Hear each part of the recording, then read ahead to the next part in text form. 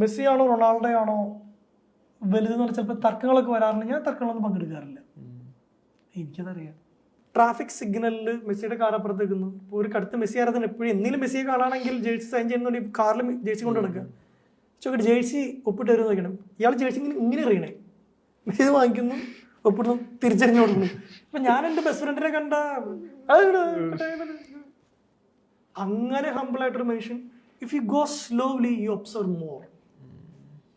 അത് ജീവിതത്തിലും പക്കയാണ്. എനിക്ക് ഇൻസ്പിറേഷൻ ഉള്ളത് ഫെഡററെ പോലെ ഒരാൾ മുമ്പിൽ ഇങ്ങനെ ജീവിക്കുന്നതാണ്. ഒരു ഫുട്ബോളും സ്പോർട്സൊക്കെ ഇപ്പം ആഴ്സണലിൽ ടൈറ്റിൽ അടിച്ചിട്ട് വർഷങ്ങളായി.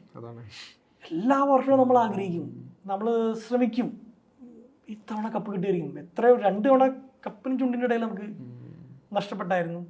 Still we believe. ഇപ്പം കേരള ബ്ലാസ്റ്റേഴ്സ് എടുത്തു പോകുക, നമ്മൾ എല്ലാ വർഷവും ഏതൊരു സമയത്ത് നമ്മൾ ചിലപ്പോൾ വിമർശിക്കേണ്ട സമയമുണ്ടാവും. എന്താണ് ഒരു മറ്റ് പ്ലേയേഴ്സിനെ വാങ്ങി ഇനി ഈ ക്ലബിനെ സപ്പോർട്ട് ചെയ്യുന്നതൊക്കെ പറയുമെങ്കിലും പുതിയ സീസൺ വരുമ്പോൾ നമ്മൾ പിന്നെ ക്ലബിന്റെ പിന്നാണ്. നമ്മളെ വികാരം അതാണ് football. V still believe. Kerala Blasters ഇപ്പം ഇത്തവണ കപ്പടിച്ചാലും നോക്കിക്കോ, പുതിയ സീസൺ തുടങ്ങുമ്പോൾ എല്ലാവരും പഴയ പോലെ പിന്നെ ടീമിൻ്റെ ഒപ്പമാണ്. അതുവരെ ചിലപ്പോൾ കമൻറ്റുകൾ എന്ത് വൃത്തിയായിട്ട് കളി കാണിച്ചു, ഫസ്റ്റ് ഹാഫിൽ അങ്ങനെയാണ്, ഈ കോച്ച് എന്താണ്. We still love. അപ്പം മീൻ അത് ഭയങ്കര ഫീലല്ലേ ഫുട്ബോളിൻ്റെ. We still believe. അത് അറിഞ്ഞോ അറിയാതെ നമ്മുടെ ജീവിതത്തിലും കയറുകയാണ്. അപ്പോൾ ഈ മെസ്സി ഒരു ഇൻസ്പയറിംഗ് പേഴ്സൺ ആണെന്ന് പറഞ്ഞല്ലോ. അപ്പോൾ തോറ്റ് ഈ കരിയർ തന്നെ അവസാനിപ്പിക്കുന്നു എന്ന് പ്രഖ്യാപിച്ച് മടങ്ങിപ്പോയൊരു മനുഷ്യൻ തിരിച്ചു വന്ന് ലോക ഫുട്ബോളിനെ കാൽക്കീഴിലാക്കുന്ന ഒരു കാര്യമാണ് മെസ്സിയുടെ ഒരു കരിയറിൽ കണ്ടത്. അപ്പോൾ മെസ്സി ജോസഫിനെ എങ്ങനെ ഇൻഫ്ലുവൻസ് ചെയ്യുന്നു എന്നുള്ളത്? മെസ്സി നമ്മൾ പണ്ട് കളി കാണുമ്പോൾ ഇയാളുടെ ഗെയിം കണ്ട് നമ്മൾ ഭയങ്കര ആരാധന തോന്നിയിട്ടുണ്ട്. എന്നെ ഏറ്റവും ഇൻഫ്ലുവൻസ് ചെയ്യുന്ന കാര്യം എന്ന് പറഞ്ഞാൽ, ഇപ്പോൾ ഡേവിഡ് ബെക്കാമിൻ്റെ ഓൺഷിപ്പിൽ ഇന്റർ മയാമി എന്ന് പറഞ്ഞ ക്ലബിലാണ് അയാൾ കളിക്കുന്നത്.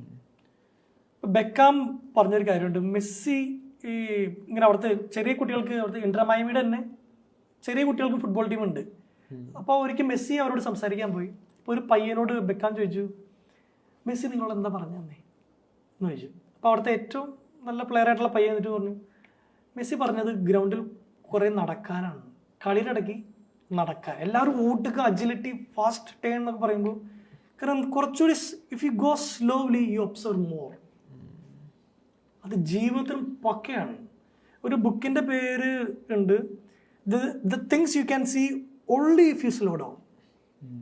കുറച്ചുകൂടി മെസ്സി സ്കാനിങ് ആണ് മൊത്തം. എന്നാൽ ഗെയിം കണ്ടാണെങ്കിൽ അറിയാം, അയാൾ ഇങ്ങനെ നോക്കും, ഇങ്ങനെ നോക്കും, ഇങ്ങനെ നോക്കും, അടുത്ത 3 സ്റ്റെപ്പ് മൂവ്മെന്റ് എന്നാണ് അയാൾ അവിടെ പ്ലാൻ ചെയ്ത് കഴിഞ്ഞു.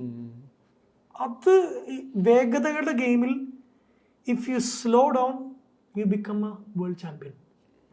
അതാണ് മെസ്സി. എനിക്കിപ്പോൾ മെസ്സിയിൽ നീ കാണുന്ന കാര്യം ലേറ്റ് സമയങ്ങളിലൊക്കെ പിന്നെ അയാൾ ഫാമിലിയെ പ്രൊട്ടക്ട് ചെയ്യുന്ന രീതി.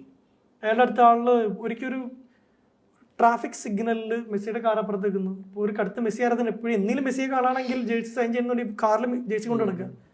ചോദിക്കട്ടെ, ജേഴ്സി ഒപ്പിട്ട് വരുമെന്ന് നോക്കണം. ഇയാൾ ജേഴ്സി ഇങ്ങനെ എറിയണേ, മെസ്സി വാങ്ങിക്കുന്നു, ഒപ്പിടുന്നു, തിരിച്ചറിഞ്ഞു കൊടുക്കുന്നു. അപ്പം ഞാൻ എൻ്റെ ബെസ്റ്റ് ഫ്രണ്ടിനെ കണ്ട അങ്ങനെ ഹംബിളായിട്ടൊരു മനുഷ്യൻ. ഫാമിലിയെ മെസ്സിയുടെ ഒരുപാട് വീഡിയോസ് ഉണ്ട്, ഹൗ മെസ്സി ഡീൽ വിമൻ എന്നുള്ളതാണ്. പുള്ളിങ്ങനെ തോളത്ത് കൈയിടുന്ന, പെൺകുട്ടിയുടെ തോളത്ത് കൈയിട്ടിങ്ങനെ ചേർത്ത് പിടിക്കുന്ന ഫോട്ടോസ് വളരെ കുറവാണ്, 1-2 പുള്ളി എപ്പോഴും ഇങ്ങനെയൊക്കെ ഉള്ളൂ.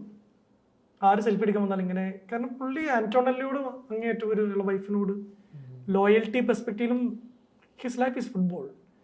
പിന്നെ മെസ്സിയുടെ സെലിബ്രേഷനെ കുറിച്ച് ഈ അടുത്തിടയ്ക്കൊരു ഇന്റർപ്രിട്ടേഷൻ വന്നത്, പുള്ളി ഇങ്ങനെ കാണിച്ചിട്ട് ഇതാണ് കാണിക്കുന്നത്, അത് ഗ്രാൻഡ് മദറിനുള്ള ഗ്രാറ്റിറ്റ്യൂഡാന്ന് പറയുന്നു. പക്ഷെ അതിൻ്റെ അപ്പുറത്തോട്ട് പുള്ളി ഇപ്പോഴും ഒരു സ്പിരിച്വൽ കണക്ഷൻ ഉണ്ടെന്ന് പറയാം.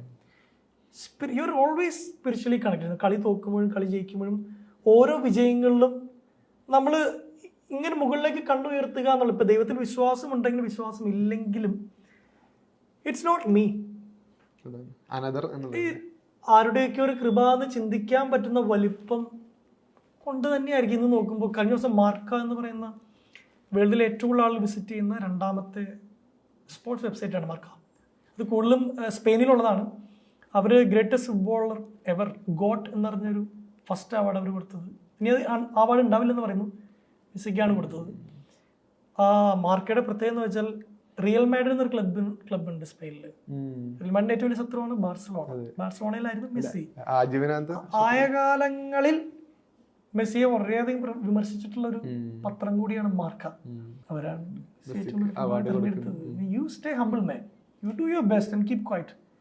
ബാക്കി ഇപ്പം നമ്മളിപ്പോ മെസ്സി ആണോ റൊണാൾഡോ ആണോ വലുതെന്ന് പറഞ്ഞാൽ ചിലപ്പോൾ തർക്കങ്ങളൊക്കെ വരാറുണ്ട്. ഞാൻ തർക്കങ്ങളൊന്നും പങ്കെടുക്കാറില്ല, എനിക്കതറിയാം.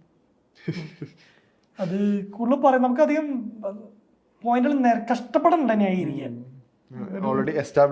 എനിക്കിത് നമുക്കിപ്പോൾ എത്ര മാൻ ഓഫ് ദി മാച്ച് അവാർഡ്സിന്റെ കൗണ്ട് എടുത്തോളൂ. ഇപ്പോൾ ഗോൾ ഇടുന്ന റൊണാൾഡോയ്ക്കാണ്.